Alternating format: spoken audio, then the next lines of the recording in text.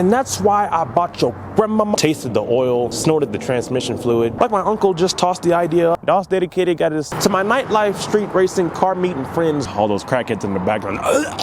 If it wasn't already obvious enough from the theme of this channel or even sentimental attachments I create with my vehicles, I'm obviously a car guy. If whatever I pull up in has you confused, scratching your head, I know I've succeeded. To you, this may just look like some regular, ordinary, boring 90s, early 2000s sedan, but to the normal person that has just the slightest bit of financial intelligence will understand the importance of a car like this. A cash car with the reliability of a Toyota, Honda, or even a 4.6 liter V8 from Ford. Absolutely no problems at the time of purchase. Not even 100,000 miles on this. See, ever since early last year when I finally decided to initially put my foot down and focus on a foundation, a career I can always rely on and have on my resume, I've been saving and investing. Shopping for cash cars is just a hobby. I quoted this car as a cash car because, as you're about to see in a second, this car's quality is little too good to be necessarily a cash car. Cash car usually is something that I don't mind driving through a drive-through car wash, but this exterior paint is still looking great. There's not a spot of faded. There's a little bit of swirl marks here and there, but that's about it. Previous owners definitely did a nice job with keeping up with this vehicle and taking care of it, which of course, if DOS Dedicated goes for a car, there is a reason. Now, whenever I strike a cash car, it's not initially clear what I want to do with them. Should I keep them? Or like my uncle just advised me, he's like, you should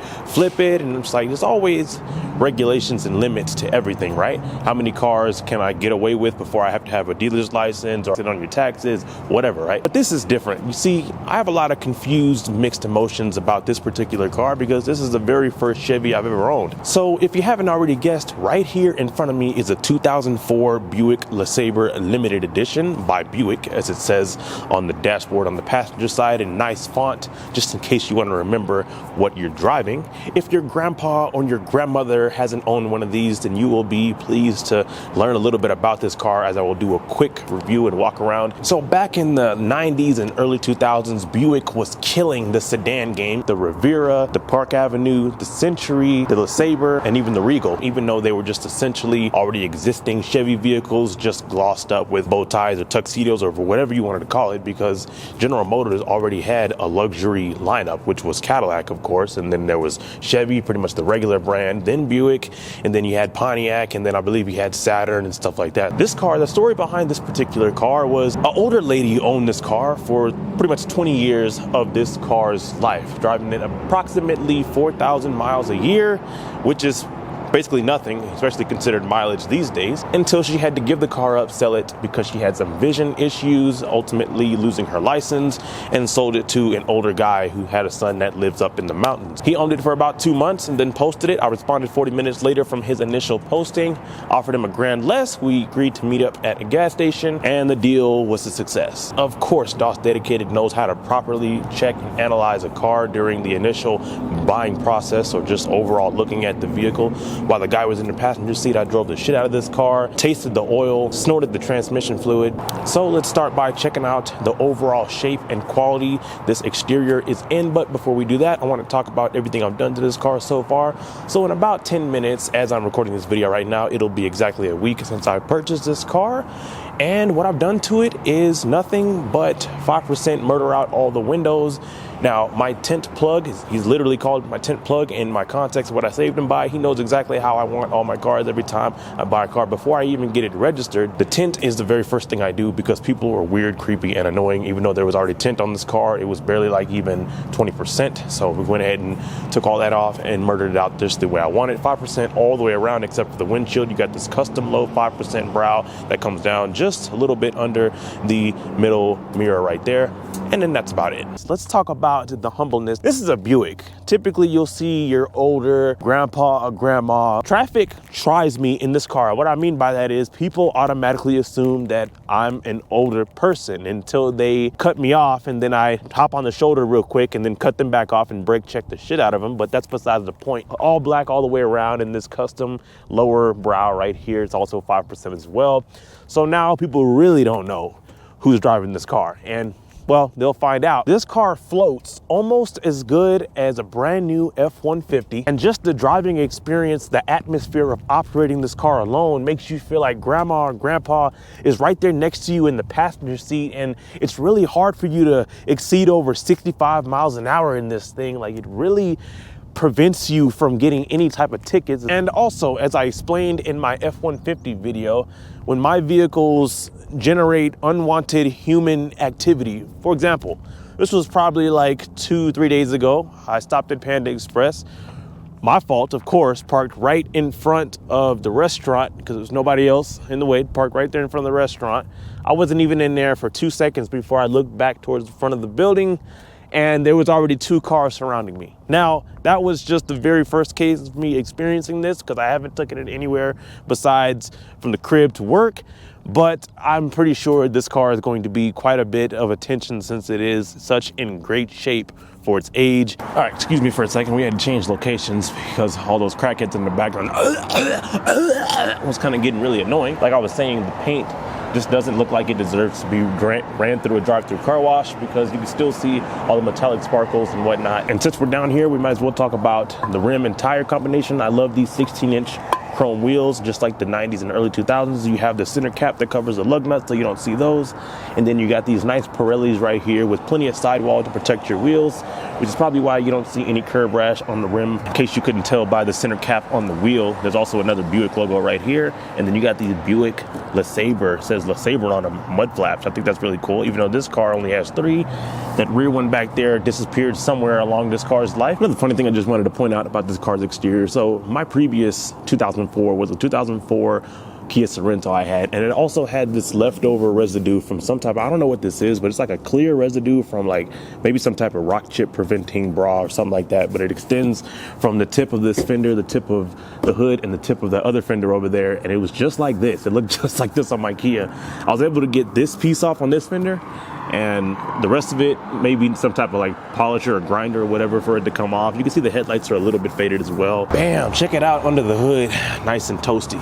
This is your legendary 3800 or 3.8 Series 2 V6 engine. This thing has the reliability history of a Toyota, Honda V6, or even the 4.6 V8 legendary motors that you can find under the early 2000s and late 90s and 90s Ford vehicles.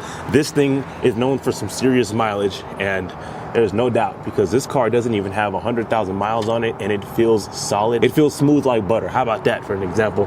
Of course, like I said, I've already done my thorough walkthrough and check around, tasted and smelled and snorted everything I possibly could underneath, inside, and around this car when I was looking at it.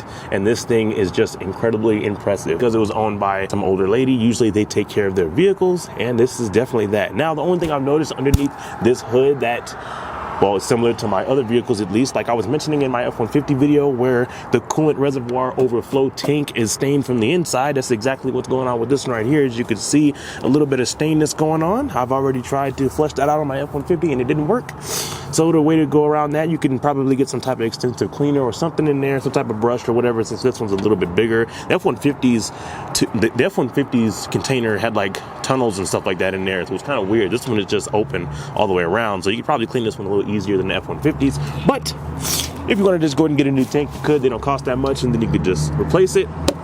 Couple of bolts, some rubber tubing at the bottom, and that's about it. But I think this is fine. It's not hurting the car anyway. It's just stained, and it looks kind of weird if you're a fanatic like I am. But that's why I'm into used cars now, so I don't have to pull out my hair as much. So yeah, I've already had 2 friends assume this was the supercharged version like you can find typically in your Buick Reveres, but this one's the even better, the reliable grandma version, because this thing has probably never exceeded over 3,000 RPMs, which speaks nothing but reliability, and some serious mileage can come out of an engine that's been treated as good as this one has. Now, as far as previous repairs, anything that was done to this car, the previous owner has informed me, the guy who's owned it for 2 months, he's informed me that he has replaced an engine mount, and this rear back door, not this one, but the other side, wasn't working. It wouldn't open from the inside or the out. I'll explain more on that in a second, but those were the only 2 things that he showed me. Of course, he had a folder of all types of service histories and oil changes and all that good fluid change and stuff and filters and stuff like that. Carfax, everything like that was good, solid. But those were the only 2 main things that he has informed me about. Now, there was another issue, but simply with the key fob doesn't work. There's like a little piece on the inside that needs to be soldered back onto the little green board, but other than that, pretty sure it's probably just going to need a whole new key fob if that cannot be fixed. Came with 2 keys though, 2 ignition keys, which is just the regular way that I use to get into the car and start it. It's just regular simple key. This angle, you can also see the missing mud flaps, and oh, since I'm already down at this angle as well, this is pretty cool. 4 disc brakes all the way around. Now, I thought this car would be set up like the Taurus, as it is on the inside. It's got the 6 seats, and it's also got the column shifter on the back of the steering wheel. So I figured it'd be set up like the Taurus as far as the outside components, meaning disc in the front, drums in the back. But this one has all 4 all the way around, making it an easy how-to video whenever this car's brakes need to be replaced. All right, so here we are in the interior of this car. Just like I've already mentioned, this is the first Chevy I've ever owned. Just like with every car I buy, it always seems to check off more boxes on the never have I ever had in any of my cars list. Right, we can go ahead and start off with the passenger seat since I'm already sitting over here. This passenger seat has more goodies than I've ever seen in any 2004. We can go ahead and start off with the heated seat button. Both driver and passenger and middle seat are heated. The funny thing about the heated seat button, you only have 2 settings, high and low. And the button doesn't light up at night. So when all the ambient lights are on and stuff like that, you don't see the button. You just have to feel around for it or turn your flashlight on your phone, even though there wasn't phones like that back then that had flashlight. Also, another thing about the passenger seat, look how cool this is. You have the temperature button for the climate control. I don't understand why this is even here, but it is extremely cool. It also works as well, but you have your climate control buttons on the passenger seat just in case your left arm can't reach enough for the actual climate control seats over here on this side. It'd be cool to see climate control buttons on the passenger door. Just in case you can't reach way over here, maybe your right arm can extend to this button set right here in case you couldn't reach the actual button, which is right here. I'm already pressing on it. The speaker right here that's on top of the door panel, it's a different shape from the one that's on the driver's side just because of this built-in shelf that the dashboard is displaying. I don't know, I just look at stuff like that inside the car. Every time I look over here on the passenger side or I'm switching lanes or whatever, that always just seems to kind of amuse me a little bit. Over here, just like I was saying before, you have your LeSabre Limited by Buick right here in front of the passenger seat in case they wanted to know exactly what you were whipping in. Then down here, you have your lockable glove box. I like that as well. Then right here, you have just another fixed piece of the dashboard. Looks kind of weird with all these lines, but they had to make more symmetrical cutout room for this. Man, more storage. You can't even really put much in here, maybe some pins and coins and stuff. And that's about it.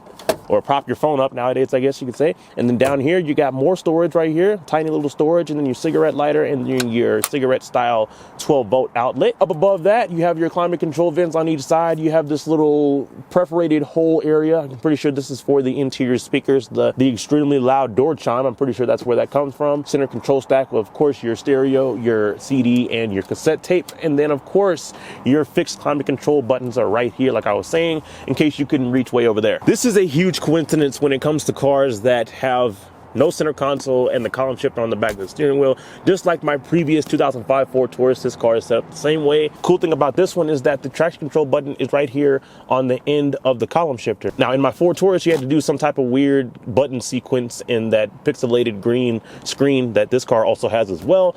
But on this car, it makes it easy. You can just push this button right here on the gear shift and then that's it. It turns it off. Now you can do all the free wheel spin as you can possibly think of and desire. Up here on the rear view mirror, these are some buttons that I didn't even know existed. I'm pretty sure this is OnStar Circle. I don't know what that is, but I'm pretty sure it's something that GM still offers and stuff like that. Pretty cool sun visors. You got the extendos on the side. And of course you have your lighting in here. Everything is nice.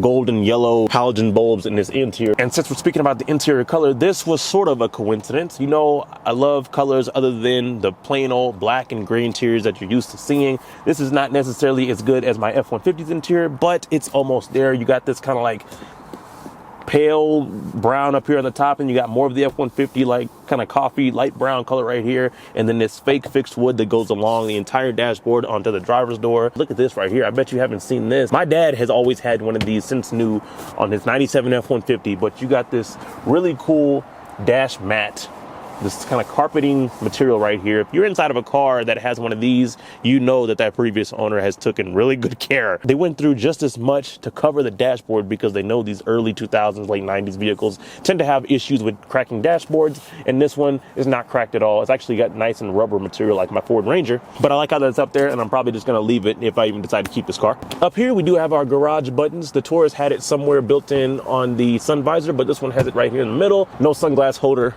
in this car. Another funny button layout situation would have to be on the steering wheel. If you take a look at the left side, you got your regular stereo controls, seek up and down, band, and then scan. Where's the volume?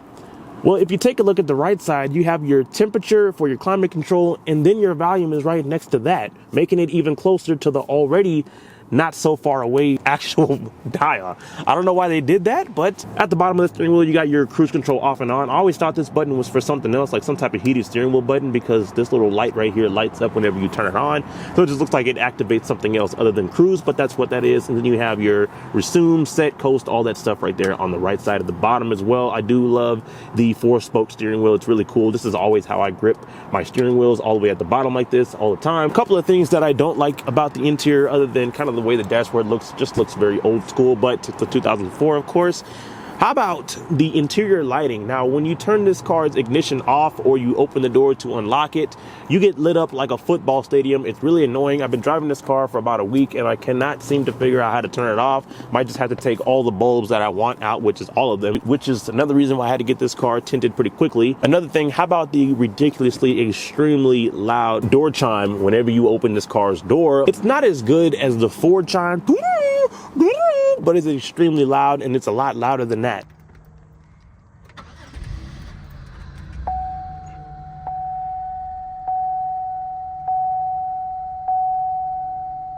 So since we're still up here talking about this car's operation and just the overall driver's area of this car in general, I have to say I'm extremely impressed with the technology that this car offers, especially for way back in 2004. I've already mentioned it's my first Chevy, first car I've ever owned to have heated seats and the climate control on the passenger door.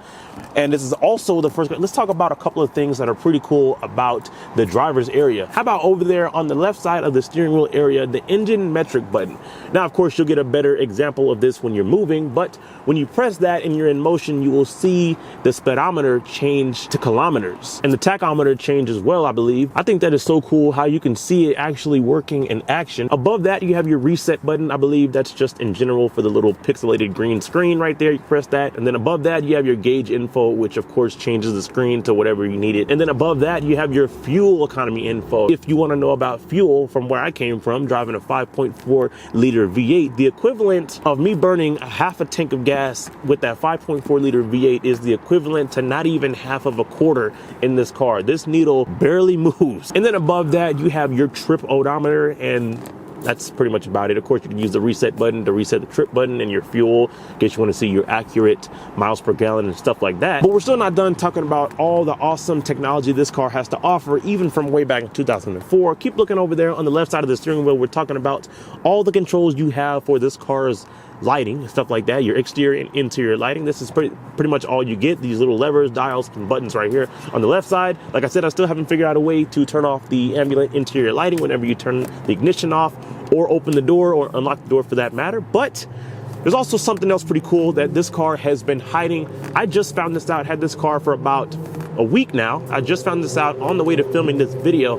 How about the fact that this car has a heads-up display? This is a 2004. I thought it was some aftermarket little screen that was on the dashboard, but it was so low that there's a reason. I was looking to see why there was an image up and down arrow button right there on that left side behind the steering wheel. That's for your heads-up display that's been hiding down there. It was so far like raked down that I couldn't see it. So I looked up, I noticed it at first, and I looked up and I was like, on the way here filming this video, I looked up and I was like, is there some type of aftermarket piece that's an actual from factory heads-up display that's been on the whole time? You can't turn it off, but you can adjust it up and down. So far down you can't see it, or so far up that you can't see it, whatever. But it's there. It doesn't display just your speed, your left turn signal, right turn signal, if your lights are on, your high beams are on, stuff like that. This is the very first car I've had with a heads-up display from factory. That is crazy. Another thing I don't like about this car's lighting situation is the fact that this thing always has lights on no matter what. Like the running lights, they're always on no matter what time of day it is. Now you can choose between the parking lights, which are those orange lights at the very bottom of the front bumper, or you can have like the very far front lights towards the grille in the actual headlight assembly turn on. Either or I believe you can have both as well, but you always have to have lights on the front of this car. It's just how this car is built, which is kind of annoying, but it is what it is. One more very first of mine that I almost forgot is the driver's seat has memory seats. You only have 2 buttons. but at least this 2004 has memory seats. So as I've already mentioned about the front seats, driver, middle, and passenger are heated. Both power backrest and bottoms. These seats are split into 60/40. Driver lumbar is powered, but the passenger lumbar is where they cheaped out at. This is still manual. You got a manual dial over here. All right, so here we are in the back seat of this car, enjoying more of this awesome, clean, brilliant, well taken care of, almost pristine leather back here. You don't have much back here other than some cigarette ashtrays on the passenger and driver side. You got your own, and then more of this General Motors shared door handle plastic. More of the fake wood trim right here, but the nice real leather is really nice. And then you up top right here, of course, you have your coat hangers, little plastic grab handle, and then of course your lights in case you need to see something on a road trip or whatever the case is. Right here, bam, these are your cup holders. You have your center vents right here as well. You can't change the climate control temperature just like how you can on the passenger door or right there in the front, but you do have your vents. Pretty cool little U shape of these headrests. I don't know why they're shaped like this, but it's just something else different as well. Something else I noticed is pretty cool. The belt buckle situation assembly is on the top of the seats. Maybe it helped during the rollover ratings or whatever. Keep as much solidness on the pillars as possible to prevent the roof from, I don't know. But anyway, something I just now noticed because I've never opened this armrest is, well, this piece of plastic is obviously coming up and I'm gonna have to figure out a way to keep it down. Oh, there we go. That's better, but there's your cup holders right there. You don't have any cup holders right there. Not even a charger down here, a 12-volt cigarette style charger, but it's all good though. You got some storage space in your cup holders, and then that's about it. And here's a little storage passway through to the trunk. Now, the funny thing about this, which sucks for me because I usually sleep in my cars, this way I'll fold the seats down and then kind of have like a little flat little bed for the most part right here and just sleep here sometimes whenever I'm camping out, which is quite often. This car seats doesn't fold. These seats do not fold at all. You can't. Now, the previous owner informed me that I would be able to fold these seats down to be able to open this door panel because this door wasn't working. But let me go ahead and tell you the story about that anyway, since we're talking about that. So my tent plug, shout out to him. He literally saved in my contacts his tent plug because whenever I buy a car, he's the first place I go. He already knows exactly how I like my tent. I call it the cocoon effect with the 5% all the way around and the custom low 5% brown right there on the windshield. Anyway, he was able to fix my door. What I was going to have to do initially to fix it myself, he was like, we fixed it, somehow took off this door panel, and he explained to me there was some type of like linkage in there that was preventing the door from opening because it was hitting down on the child lock, so it was unable to open from outside or inside, which I guess it was a pretty severe situation, but he was able to fix it. So he got that done for me, so the door works just fine inside and out. Now, just like my Ford Taurus used to have, you do have speakers built in on the back shelf right here. If I decide to keep this car, I gotta, well, there's no more laying down flat in here just like I did in the Taurus, but at least you could lay across here or just lay in one of the driver's seats. It is what it is. You got to deal with what you got, right? Another cool thing that I've noticed about this angle of the car, you have airbags on the side of the front driver and passenger seating. That's pretty cool. That's something I've never seen or had in any of my vehicles before. If you notice, the tail light is pretty much almost a light bar that goes across the entire car. Light right here on the driver's side that I'm touching is out. That's it. Those are the only problems I found when test driving this car with the previous owner, driving it for about a week now. The door wasn't working, it works now, the key fob doesn't work, and this light bulb is out. That's it. On the driver's door panel, and bam, this car's trunk still has enough force and spring to shoot up, and you can feel it jolt on the back of the car with these bump stops right here, just like day one from factory. It opens up for you, provides you all this space that you need in this mid-sized car. Not much back here for you to see. Like I said, those rear seats do not fold down. You do have a little passageway in the middle of those seats though. You have this really cool net right here. Don't want to show too much back here because in order to keep the interior of this car clean while the filming of this video, I threw all my stuff back there, so it's nothing but a bunch of bags and all that good stuff. Here's the rear of this car. Nothing much exciting going on back here besides your really awesome Buick up top and then your LeSabre Limited down here on the actual taillight itself. I do want to mention this car came with a spare from the previous owner. He had a full-size spare in the actual trunk because it wouldn't fit inside the little spot down there in the trunk where a tire should go, so he just got a jack in there and then, you know, the little cross crowbar and stuff like that, and that's about it. So I took the actual full-size spare tire out because it was huge and making the back of this car dip a little bit.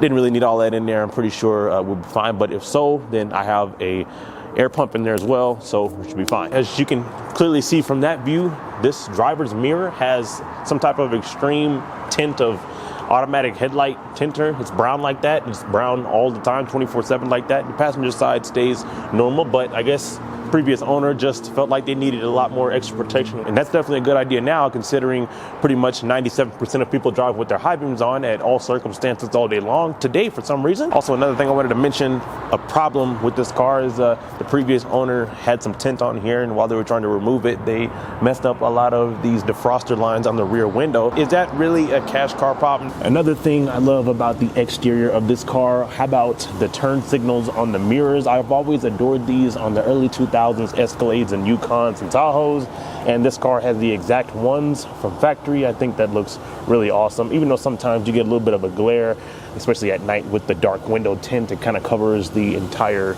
mirror sometimes, but who cares really? Just don't use a signal at that point, right? Since I've mentioned the Taurus a few times in this video, I may as well tell you the truth about why I no longer have possession of that car. It was stolen by a former co-worker who coincidentally left the company same time as when we were trying to get things settled and straightened out with, you know, the paperwork and all types of exchange of currency for that car. Me being as passionate and as sentimental about cars as I already am, I mean, I feel some type of way. I'm a little frustrated and, you know, annoyed and a little ticked off about the situation, but I guess life has just been going so good. I've been redeemed another chance from my past. I've already sort of kind of explained in that year update video or whatever I posted a while back. Anyway, I guess that's the last time I do any type of nice favor for an old yellow-eyed cigarette smoking.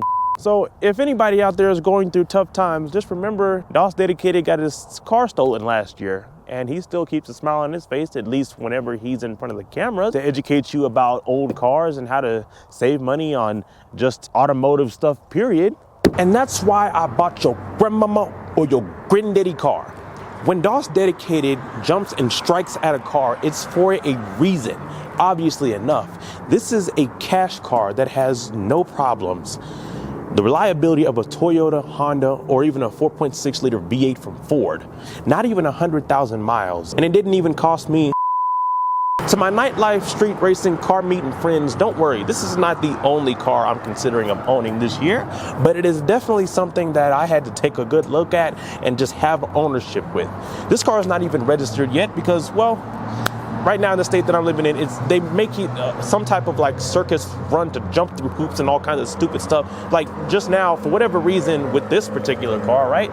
You have to have the emissions in the same name as the title. It doesn't make any sense because my previous cash car, my Ford Taurus, I didn't have to have that. But anyway, like my uncle just tossed the idea up about this car, I should probably just keep flipping it, but there's always some type of rules and regulations. How many can you get away with before you have to have a dealer's license, and what is it to put on your taxes and stuff like that. But either way, this car to me is nothing but a gulp of fresh air, just knowing I know how to pick them out right. What will I do with this car?